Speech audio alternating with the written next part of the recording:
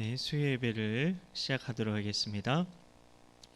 사도신경으로 우리의 신앙을 고백합니다. 나는 전능하신 아버지 하나님 천지의 창조주를 믿습니다. 나는 그의 유일하신 아들 우리 주 예수 그리스도를 믿습니다. 그는 성령으로 잉태되어 동정녀 마리아에게 나시고 본디오 빌라도에게 고난을 받아 십자가에 못 박혀 죽으시고 장사된 지 사흘 만에 죽은 자 가운데서 다시 살아나셨으며 하늘에 오르시어 전능하신 아버지 하나님 우편에 앉아 계시다가 거기로부터 살아있는 자와 죽은 자를 심판하러 오십니다. 나는 성령을 믿으며 거룩한 공교회와 성도의 교제와 죄를 용서받는 것과 몸의 부활과 영생을 믿습니다. 아멘.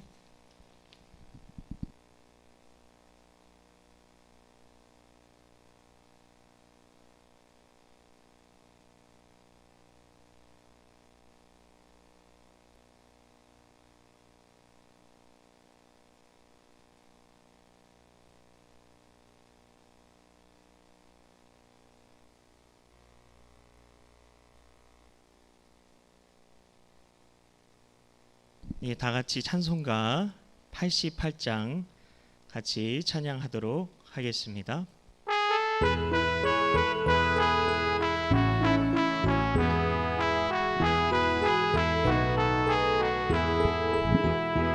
내 진정 사모하는 친구가 되시는 구주 예수님은 아름다워라. 산 밑에 백합하여 빛나는 새벽별 주님 영원할 길 아주 없도다. 내 맘이 아플 적에 큰 위로 되시며 나 외로울 때 좋은 친구라. 주는 저 산 밑에 백합 빛나는 새벽별 이 땅 위에 위길 것이 없도다. 내 맘의 모든 염려 이 세상 고락도 주님 항상 같이 하여 주시고 시험을 당할 때에 악마에게 교를 즉시 물리치사 나를 지키네. 온 세상 날 버려도 주 예수 안 버려 끝까지 나를 돌아보시니. 주는 저 산 밑에 백합 빛나는 새벽별 이 땅 위에 비길 것이 없도다. 내 맘을 다하여서 주님을 따르면 길이 나를 사랑하리니. 불이 두렵지 않고 창검도 겁없네. 주는 높은 산성 내 방패시라. 내 영혼 먹이시는 그네 누리고 나 친히 주를 뵙기 원하네. 주는 저 산 밑에 백합 빛나는 새벽별 이 땅 위에 비길 것이 없도다.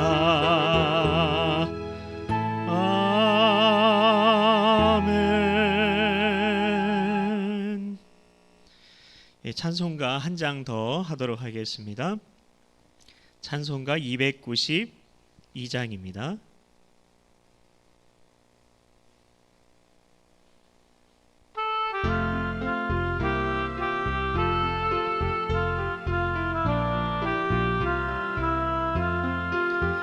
주 없이 살 수 없네. 죄인의 구주여 그 귀한 보배 피로 날 구속하소서.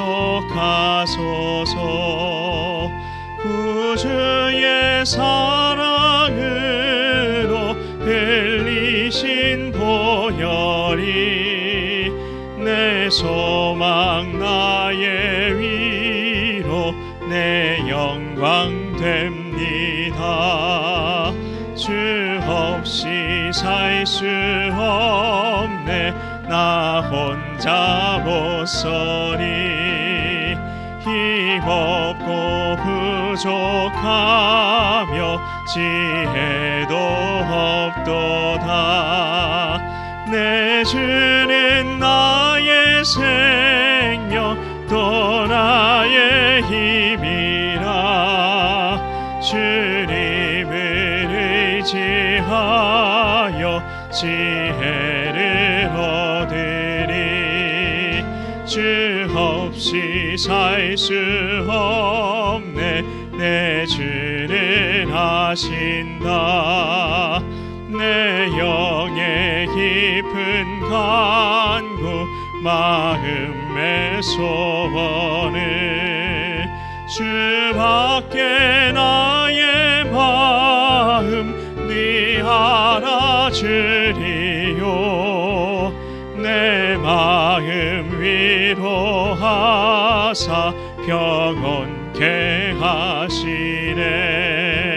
주 없이 살 수 없네. 세월이 흐르고 이 깊은 고독 속에 내 생명 끝나도 사랑은 풍랑일 때 날 지켜주시니. 내 곁에 계신 주님 내 힘이 됩니다. 아멘.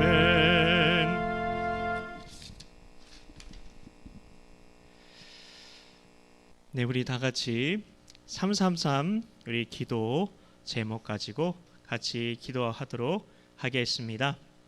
세 가지 기도 제목이 있습니다. 하나님을 사랑하기에 주님이 사랑하는 이웃을 사랑하게 하옵소서. 주님의 시각이 멈추는 그곳에 나의 눈도 늘 그곳에 있게 하옵소서. 오늘도 고통받고 있으며 우리의 돌봄이 필요한 이웃을 외면하지 않게 하소서. 우리 같이 주여 한번 간절히 부르짖고 우리 기도하도록 하겠습니다. 주여, 하나님 감사합니다.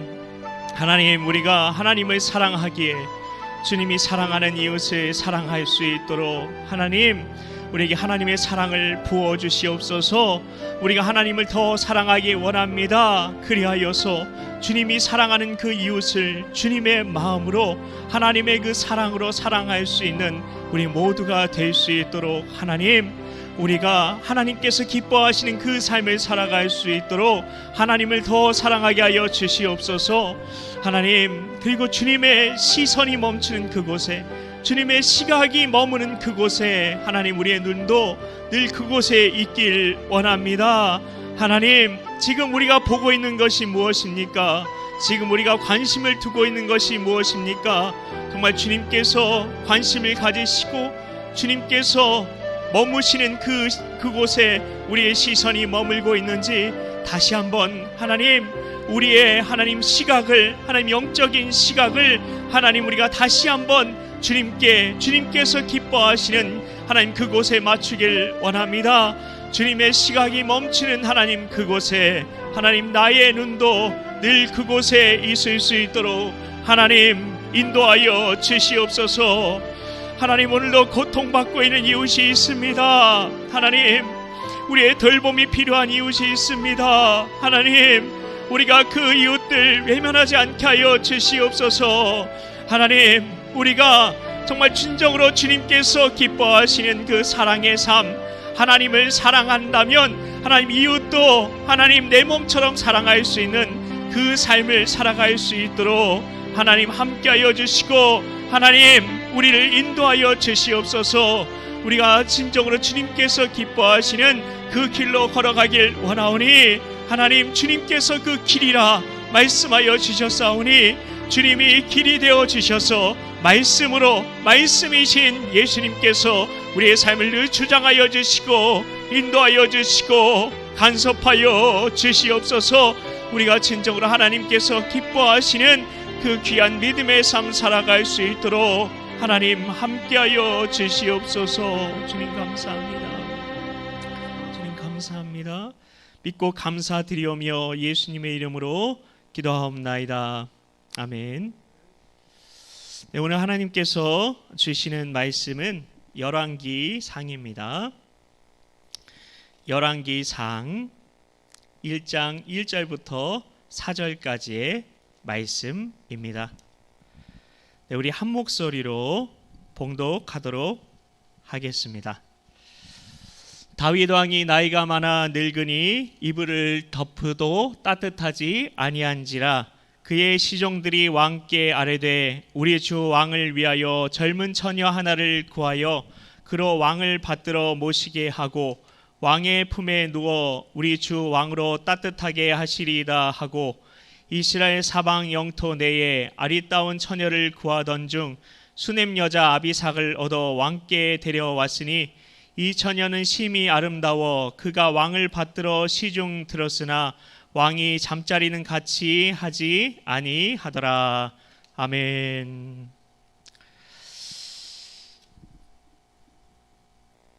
성산교회에 와서 수요일에 주제 설교를 해야 한다고 그렇게 말씀을 드렸습니다. 그래서 어떤 주제로 설교를 하면 좋을까 고민을 했습니다. 강해 설교도 주제 설교니까 강해 설교를 해야겠다. 부족하지만 강해 설교를 하고 특히 열왕기를 하면 좋겠다는 그런 생각이 들었습니다. 저 같은 경우 성경 통독을 할 때 열왕기를 이해하기가 쉽지 않았기 때문입니다. 그래서 이 부분을 함께 우리 같이 나누면서 왕들의 이야기를 살펴보게 되면 성경 통독을 지금 하고 계시는 우리 성도님들에게 도움이 될 것이라는 그런 생각이 들어서 열왕기에 대해서 함께 나누고자 합니다. 우리가 성경을 통독하면서 열왕기서와 역대기서가 많이 이제 비슷하잖아요. 근데 왜 비슷한 성경을 꼭 읽어야 할까? 그런 의문을 갖게 되는 경우가 있습니다. 굉장히 비슷한 내용들이 나오고 있거든요. 열왕기서에서는 솔로몬 왕의 이야기와 나라가 분열된 이후, 솔로몬 이후에 이렇게 나라가 분열이 되잖아요. 그래서 북이스라엘의 19명의 왕과 남유다 왕들 19명, 근데 여왕이 있었어요. 그래서 아달랴의 여왕은 제외하고 19명 똑같이 북이스라엘도 남유다도 19명의 왕들이 있었는데 그것을 모두 다 기록을 했습니다. 그런데 역대기서에는 북이스라엘 왕들 이야기가 나오지를 않습니다. 다윗과 솔로몬 그리고 그의 아들 이렇게 다윗의 가문에 속한 19명의 유다 왕들의 이야기만 하고 있는 것이 역대기서입니다. 그렇기 때문에 역대기서는 남유다의 관점으로 쓰여졌다는 것을 알 수가 있습니다. 그러면 역대기서의 분위기가 사무엘서와 열왕기서의 분위기가 이게 좀 역대기서의 분위기가 사무엘서와 열왕기서의 분위기와 좀 사뭇 다른 이유는 무엇일까요? 역대기서는 바벨론에서의 70년 동안의 포로 생활을 마치고 다시 고국인 이스라엘, 그 유다로 돌아온 백성들을 위해서 기록된 책이기 때문입니다. 그래서 역대기서의 앞부분에 보면 족보들이 이렇게 많이 길게 나오고 있어요. 왜냐하면 자기가 어떤 그런 가문에 속해 있는지를 알게 하기 위해서 그렇게 기록을 해놓은 것입니다. 그래서 남유다의 관점에서 기록을 한 겁니다. 그러면 왜 역대기서가 아니라, 그럼 역대기서가 어떻게 보면 좀 더 의미가 있어 보이는데 왜 열왕기서를 살펴보아야 할까요? 이스라엘 전체 왕조의 역사를 제대로 살펴볼 수 있는 것이 바로 열왕기서이기 때문입니다. 그래서 열왕기서를 살펴보려고 합니다. 열왕기서와 역대기서를 비교한 표들도 이렇게 찾아볼 수가 있는데요. 근데 그건 학자들마다 입장이 달라서 명확한 부분만 잠시 앞부분에서 말씀을 드렸습니다. 다윗이 다스릴 때 근데 3번의 반역이 있었습니다. 먼저는 압살롬의 반역, 아들이었어요. 아들 압살롬이 반역을 했고, 그리고 세바의 반란이 있었습니다. 그리고 그 마지막 반란이 다윗의 통치 말년에 일어난 아도니아의 반란이었습니다. 이 아도니아는 다윗이 핫깃이라는 여자에게서 낳은 네 번째 아들이었습니다. 오늘 말씀은 다윗의 아들 아도니아가 이렇게 반역을 일으키기 전에 그 이야기입니다. 이 열왕기의 시작은 이제 다윗이 노새에서 정말 그 다윗이 계속해서 살면 좋을 텐데 그 믿음의 왕, 하나님 앞에서 신실한 왕, 그래서 하나님께서 그 다윗을 통해서 정말 이스라엘 나라를 그렇게 축복해 주셨는데 그 지도자가 계속해서 이스라엘 나라를 다스리면 얼마나 좋을까, 그런 생각을 하는 우리에게 다윗이 노새에서 이제 곧 임종을 바라보는 상태가 되었음을 증거하면서 열왕기서가 이렇게 안타깝게 시작이 됩니다. 따라서 이제 왕위 계승자를 공식적으로 정해야만 하는 상황이 된 것이죠. 그런데 아도니아가 다윗의 후계자로 자신이 적격이라고 나선 겁니다. 다윗의 노쇠함은 근데 그것을 해결해 보려는 인간의 노력에도 불구하고 해결할 수 없는 것처럼 나오고 있습니다. 위대한 통치자였던 다윗이었습니다. 지금도 유대인들은 다윗의 후손으로 오실 메시아가 세울 그 왕국을 꿈꿀 만큼 다윗은 위대한 통치자였습니다. 그러나 이 위대한 통치자도 죽음을 피해갈 수는 없는 법이었습니다. 통치자의 노쇠는 국가적인 중대사죠. 그래서 신하들은 다윗을 찾아와서 그에게 어떻게든 그가 이렇게 회춘할 수 있도록 그 치료 방법을 제시하고 허락을 구하는데요. 그게 바로 2절 말씀입니다. 제가 봉독하겠습니다. 그의 시종들이 왕께 아뢰되 우리 주 왕을 위하여 젊은 처녀 하나를 구하여 그로 왕을 받들어 모시게 하고 왕의 품에 누워 우리 주 왕으로 따뜻하게 하시리이다 하고, 다윗의 허락을 얻은 그들은 사방을 찾아다닌 끝에 한 처녀를 구해와 그녀로 하여금 다윗을 시중들게 합니다. 어쩌면 젊은 처녀와 합방하면 노쇠함을 막을 수 있다고 신하들은 그렇게 생각했던 것 같습니다. 이런 점은 우리나라의 옛날 왕실과도 비슷하기도 한 것 같습니다. 시종들은 어떻게 보면 말도 안 되는 세상적인 방법을 동원해서라도 다윗의 노쇠함을 막아보려고 했던 것입니다. 그러나 다윗의 원기는 끝내 회복될 기미를 보이지 않습니다. 이 때문에 현실적으로 새로운 왕위 계승자를 세우는 것이 시급한 문제였던 것입니다.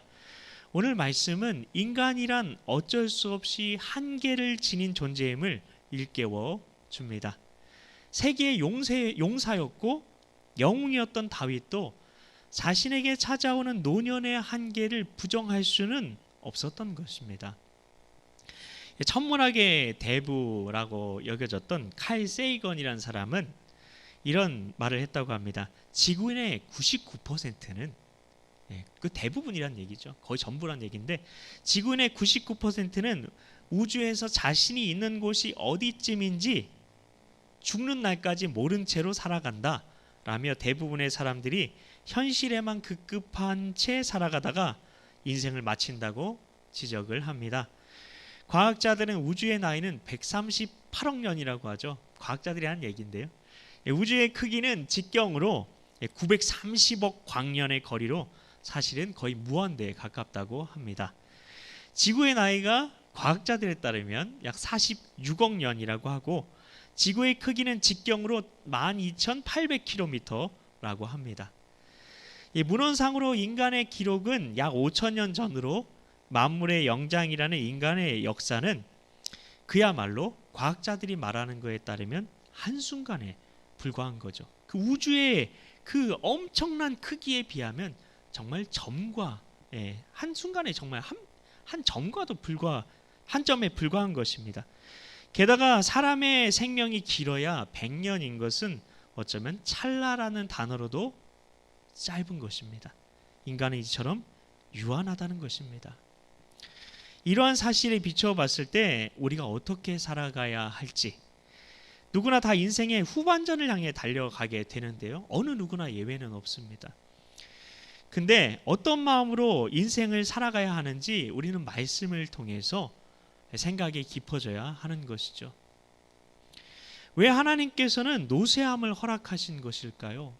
그냥 젊고 건강하게 오래오래 살게 하면 너무나 좋을 것 같은데요. 왜 노쇠함을 허락하신 것일까요? 우리에게 한계가 있는 것을 통해 겸손하게 하시기 위해서가 아닐까 싶습니다. 젊었을 때 아무리 지위가 높고 재능이 있고 힘이 있다 하더라도 노쇠하면 다 평준화가 된다고 하는데요. 40대에는 뭐의 평준화가 일어날까요? 욕망의 평준화가 일어난다고 합니다. 누구나 사회적 성공을 향해서 발버둥치며 달려가는데요. 처자식 먹여 살리기 위해서, 다가오는 노년을 준비하기 위해서 가장 왕성하게 뛰는 이 나이는 욕망과 책임의 평준화 연령입니다. 다 가족을 먹여 살리기 위해서, 처자식 위해서 다가오는 노년을 준비하기 위해 다 똑같이 달려간다는 거죠. 네. 다른 욕망들이 있었어도 그걸로 이렇게 맞춰진다는 겁니다. 네. 자, 50대는 어떤 뭐의 평준화가 일어날까요? 네, 지식의 평준화가 일어난다고 합니다. 명문대 졸업한 사람이나 초등학교밖에 다니지 못한 사람이나 아는 게 다 그거라는 겁니다. 살면서 얻는 지식이라는 게 다 그렇고 그런 거라는 것이죠. 60대는 그럼 뭐의 평준화가 일어날까요? 외모의 평준화가 일어난다고 합니다. 미스 코리아 출신이나 뭐 식당 아줌마나 그 얼굴이 그 얼굴이라는 겁니다. 나이가 들면 화장하고 분발라도 윤기가 흐르지 않는 건 마찬가지이기 때문입니다. 그리고 70대에는 성의 평준화가 일어난다고 합니다. 남편이 있으나 없으나, 아내가 있으나 없으나 상관없고 그냥 편하게 지나게 된다고 합니다. 그리고 80대에는 부의 평준화가 일어난다고 하는데요. 있는 자나 없는 자나 먹고 사는 게 별 차이가 없다고 합니다. 하루 세 끼면 족한 거죠. 그리고 90대가 되면 이제 생사의 평준화가 온다고 합니다. 물론 건강하신 분도 계신데 그렇지 못한 분이 너무나 많아서요.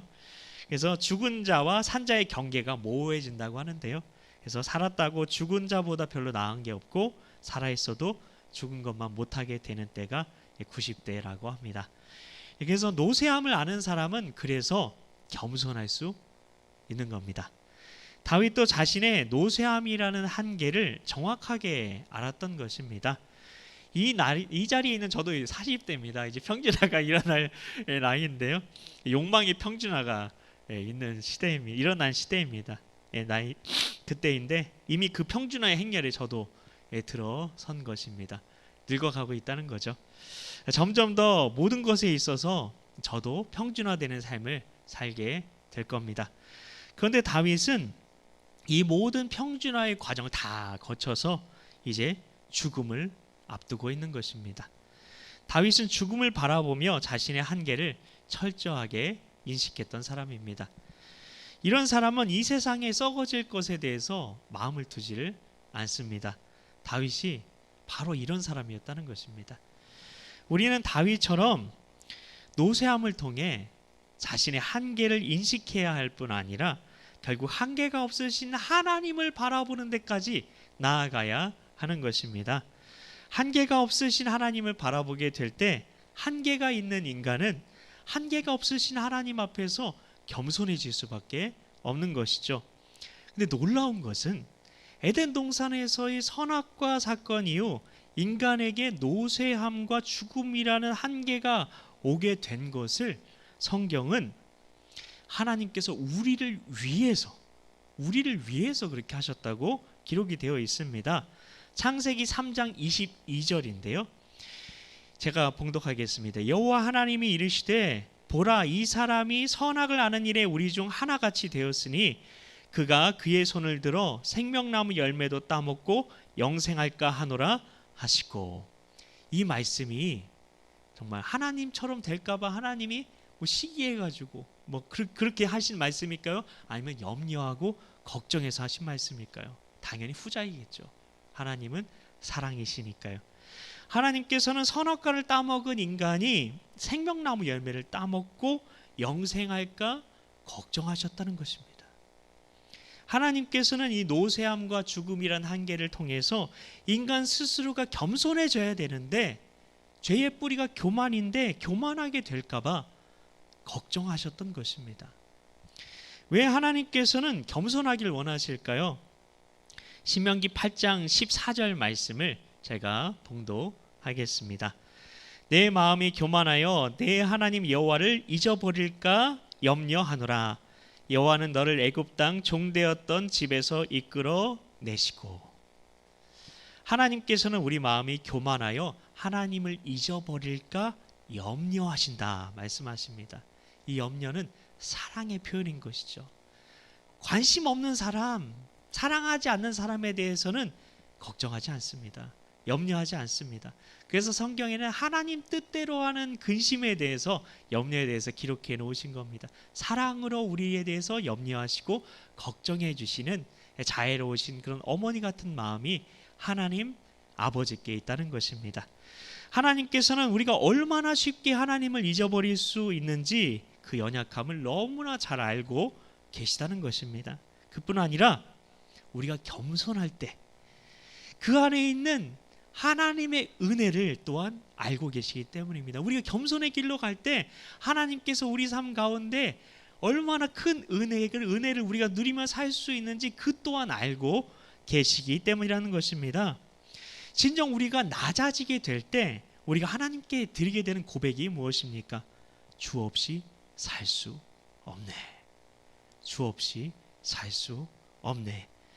하나님의 백성을 만들어 가는데 가장 중요한 요소가 있다면 그래서 바로 그것이 겸손이라는 것입니다.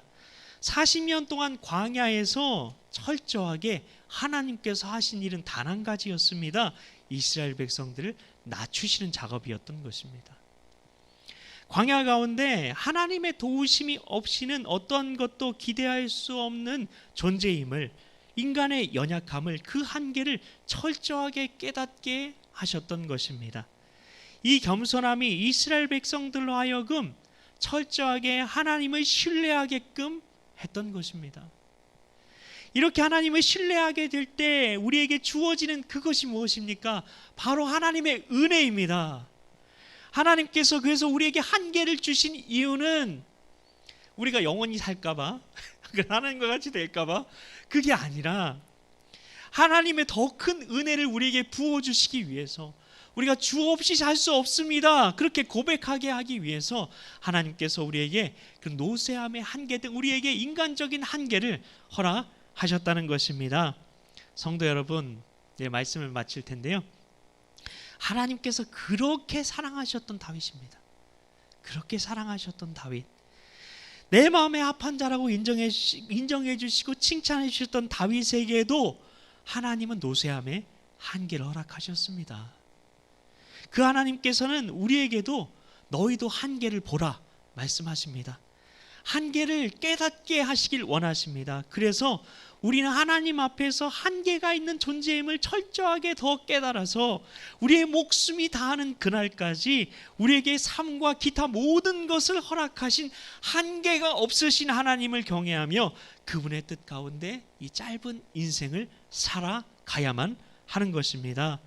이 한계가 없으신 하나님을 경외하는 가운데 하나님께서 우리 인생에 부어주시기 원하시는 그 은혜와 축복들 다들 누리시길 예수님의 이름으로 축복합니다. 우리 같이 찬송가 우리 한 장 더 하실 텐데요. 우리 아까 우리 고백했던 찬송가 292장입니다.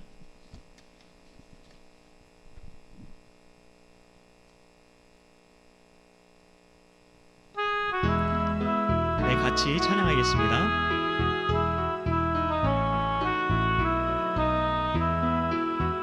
주 없이 살 수 없네 죄인의 구주여 그 귀한 보배 피로 날 구속하소서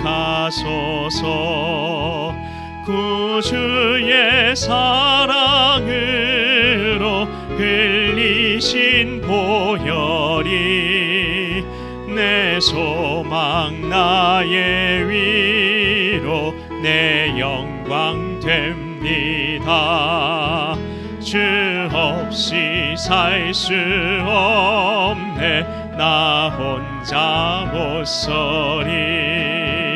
힘없고 부족하며 지혜도 없도다.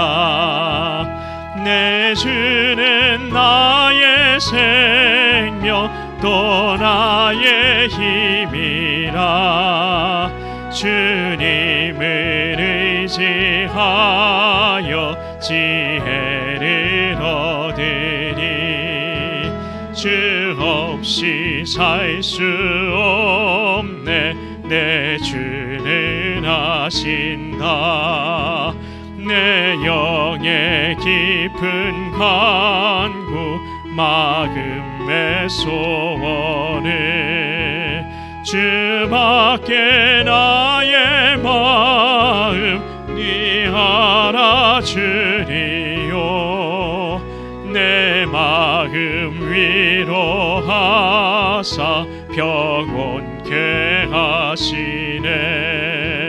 주 없이 살 수 없네 세월이 흐르고 이 깊은 고독 속에 내 생명 끝나도 사나운 풍랑일 때 날 지켜주시니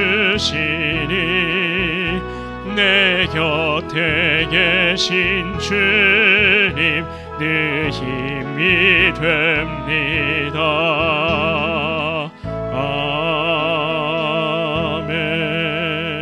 아멘. 주님과 주신 주기도문으로 예배를 마치도록 하겠습니다.